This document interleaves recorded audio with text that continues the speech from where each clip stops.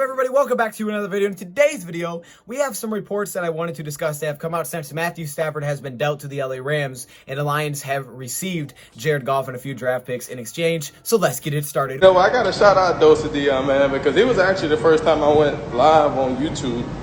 And, guys don't know, DoseOfDion, he put out a lot of good content for the Detroit Lions. Welcome everybody to another video. Glad you guys are here.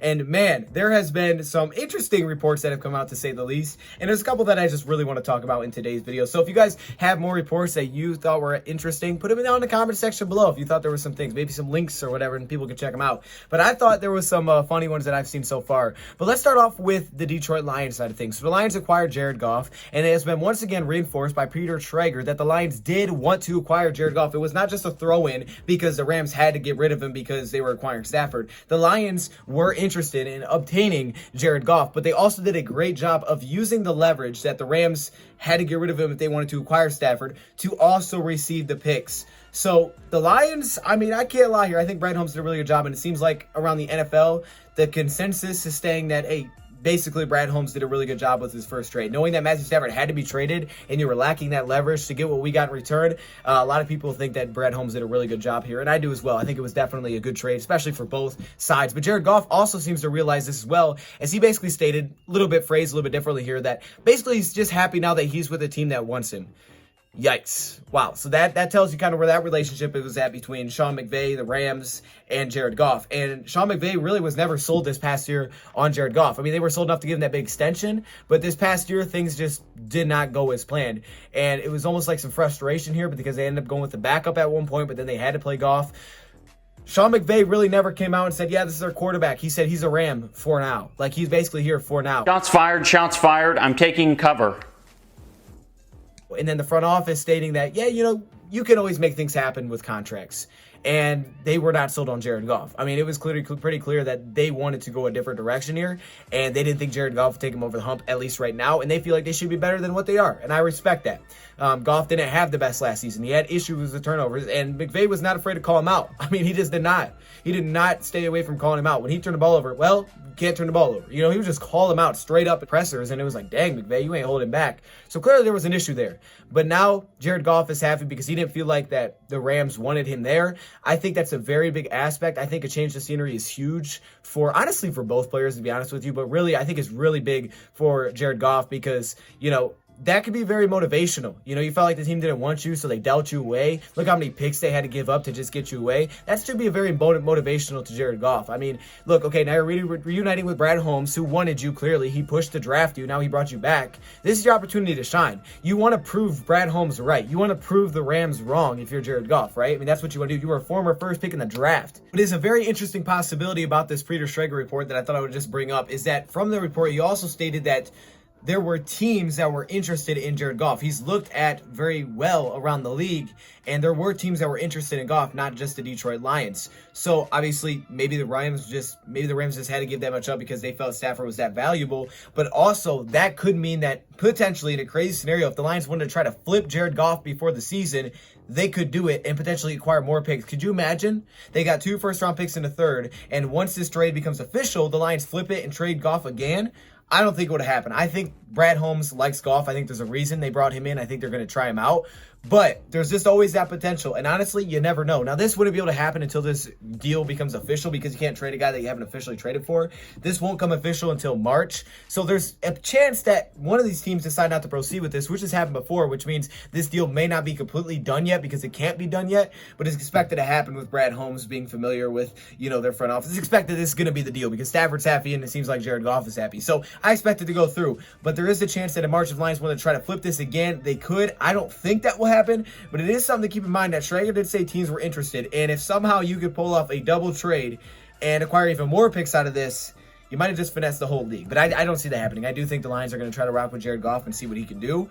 But it is just something to note. The Lions would do the trade before, I think it's in June, then they could potentially save a lot more money. But because of his guarantees right now, it's more likely that he will stay here for at least 2021. But beyond that, things start to change a lot. So here's what I've seen. It says this: a decision on Goff's future with the team will be made early in 2022 because in addition to his $15.5 million in guaranteed money in 2022, he also has a $10+ million million guarantee for injury clause. That shifts the guaranteed money a little bit over a year from now, meaning if the Lions retain him in 2022, his contract, his $26.15 million contract becomes fully guaranteed for the season, which isn't a big deal if they're planning to start him for the second year. So if they want to bring him back for 2022.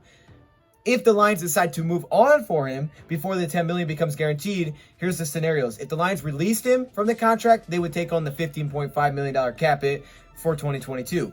But if they traded him and they found a partner, the Lions would have zero cap hit because he has no guarantees, but that would have to be done before the injury thing sets in. So it's very confusing. I know the numbers are confusing because I'm confused with it. I'm trying my best to figure it out. But here's what I think. I think Goff's going to stay here. He's going to get a year to prove himself. I think Brad Holmes wanted him. I think they truly do believe that he could potentially be the future, and they're going to try it out. I don't think he's going to get flipped again.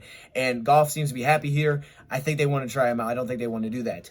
Also, that's why this year is such a big year, because after this year, there are ways to get out of this. And if there are teams that are interested, potentially you can move him after the season. But if he has a bad season, it's going to take away some of that value. The Lions contract situation now, with how much money we have heading into this, of course, depends on where the league is going to set, the salary cap. But that really depends. But the Lions potentially, could look, obviously, to cut players to save more money, which is probably going to happen, cuts, trades, things like that. But the Lions could also look to potentially restructure Jared Goff's contract, take a lot of that base salary and make it a signing bonus, which would save them money for this year, which is possible if they want to try to save more money for free agency. So I know a lot of people have been worried about the contract. But if you do that, apparently like that out for 2022, 2023, that kind of thing is less of an option. The reason that's less of an option for an out for Jared Goff is because now that you put more to the signing bonus, now there is guaranteed money and he's kind of your long-term plan. So if you're going to do that, you better believe this is your long-term plan. So if the Lions decide to restructure him and add more to the signing bonus, you got to believe the Lions think that he could be the long-term plan here. We'll see if that happens or not. But again, a lot of crazy stuff. Okay, that's what his mindset should be. So I think that's huge. For Stafford, I think it's a great change of environment because obviously, the Rams have won the last couple of years, and they're going all in to win. And Sean McVay is a pretty darn good play caller. At least that's what I'm told. Well, he's really good at scheming it up, though. I watched them film today. They schemed some things open. That's kind of the first report that we got. But the one that made me laugh, I guess we know where Stafford stood with the New England Patriots. So I wasn't sure. I was kind of like, okay, I don't think he'd go to the Patriots because of the Patricia thing. But at the same time, I would definitely could see him wanting to go to the Patriots because, look, you're not playing for Belichick. You're not playing for Patricia. You're playing for Belichick. This is the Patriots. They know how to win, this and that. And if he wants to win, who better to play for? But that's not how Matthew Stafford's feeling. We know how Matthew Stafford's feeling now. And now I don't think we've gotten a direct quote, but people have kind of expressed it in different ways, but it all means the same thing. Stafford told the Lions they could send him anywhere but New England. Oh, no, she didn't. Oh, yes, she did. No, she didn't. Yes, she did. No, she didn't. Yes, she did, Peter. I just saw it. All right. And apparently New England reached out to the Detroit Lions before we made the trade with the LA Rams, solidly in the race to land Matthew Stafford. Trade me anywhere. You're just not going to trade me to the New England Patriots. All right. Now, we know Matthew also wanted to go to the Rams. From the reports that we know is that Stafford wanted to go to the Rams. He liked the thought of it. McVay liked Stafford. So I think for both sides, again, I think it's nice. Brad Holmes, Jared Goff, that should be a good environment, right? Because, they kind of, Goff is happy somewhere likes him. He already knows that. And Brad Holmes likes him. Stafford, McVay. McVay has been studying Matthew Stafford for weeks now, apparently, filming things like that. He's been focused on Stafford, and he believes this guy can take him to the next level. And apparently Matthew Stafford also thought it would be a good spot for him to play with Sean McVay. So I think both sides did good in that route. But Matthew Stafford was not going to let the Lions give him to Bill Belichick and New England Patriots. And apparently Matt Patricia being in New England was a very big factor. So I was big time off on that. I didn't know if it would be that big of a factor. Oh, it was. Oh, Stafford wasn't having that. Stafford's a professional. He's not going to call out people. He never did that. Patricia must have been a pretty big factor because I'm thinking, well, if the Patricia era never happened, then he wouldn't know. But since it did happen, now he's like, okay, hey, nah, I ain't going there. I'm not doing that. Something wasn't right. I didn't think the play style was right. For whatever reason, the game style, the play style that they were trying to use Stafford for just didn't fit his strengths, in my opinion. I mean, it felt like they were just trying to not let him be him. And Stafford's the kind of guy that needs to push the ball down the field to be at his best. He will make mistakes, but he's also going to give you a lot of big plays, a lot of chunk plays. But Stafford reportedly asked the Lions to trade him anywhere but the Patriots. I don't know if it's necessarily about Bill Belichick. I'm not going to go to that. I mean, look, first off, the Patriots don't have a lot of weapons. All right, so let's be fair, okay? Let's stay, if we stay away from the Patricia side of things for a second. They don't have a lot of weapons. It is cold there, and he's from Georgia in college. I think he'd be okay with the cold, but it is cold there. But they don't have a lot of weapons right now, and it's kind of a mess. So I don't know how Stafford felt about that. Patricia's probably like, hey, wait, this guy's good. But Stafford's like, nah, Nah, you can send me anywhere else. Just nah, not the Patriots. Could have been some of Bill Belichick as well, potentially, just because of the coaching style. And maybe Stafford didn't like the coaching style that was here. I mean, clearly Stafford played different when Bevel was the coach and when Patricia was.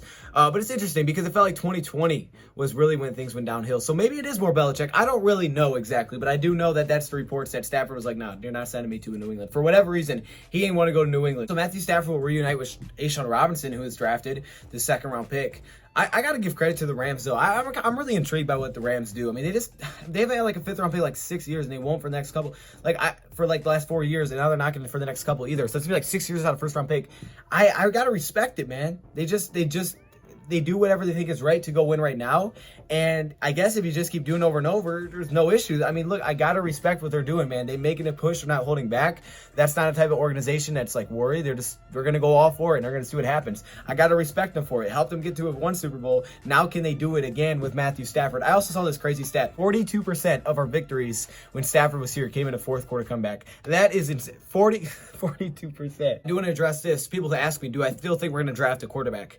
This year, I have a feeling the Lions probably will draft a quarterback this year. I mean, they don't have to. Like, you still have David Blau, right, and Chase Daniel, so they don't have to. I have a feeling they probably will, but that's not at 7. I don't think the Lions will take a quarterback at 7.